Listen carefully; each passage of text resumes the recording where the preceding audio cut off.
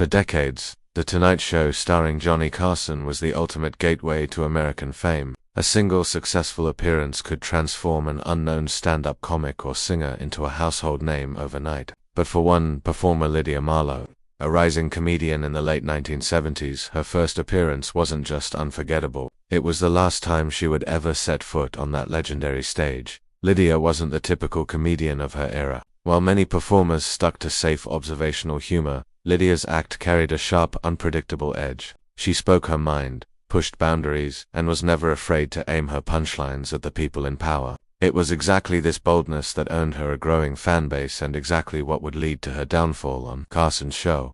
Her appearance on The Tonight Show had been promoted for days. Producers loved her energy during rehearsals, and Johnny himself had watched a few of her club sets, noting she had something fresh.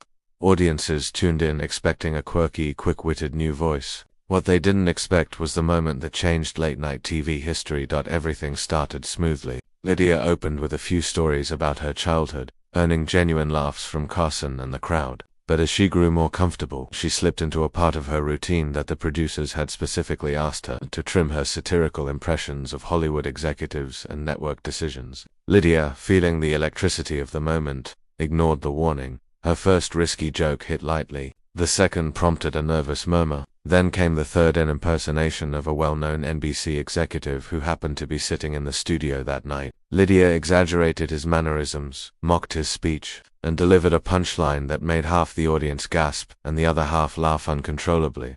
Carson's eyes widened, the band faltered, the cameras hesitated, unsure whether to cut to commercial. But Lydia wasn't finished.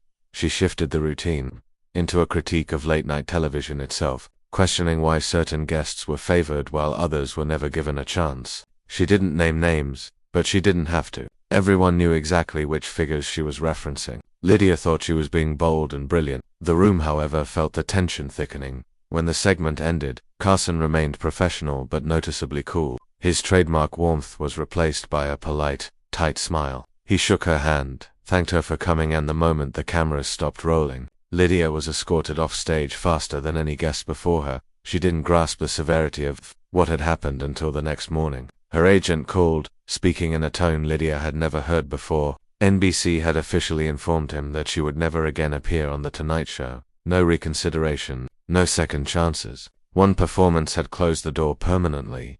In the short term, Lydia's notoriety skyrocketed.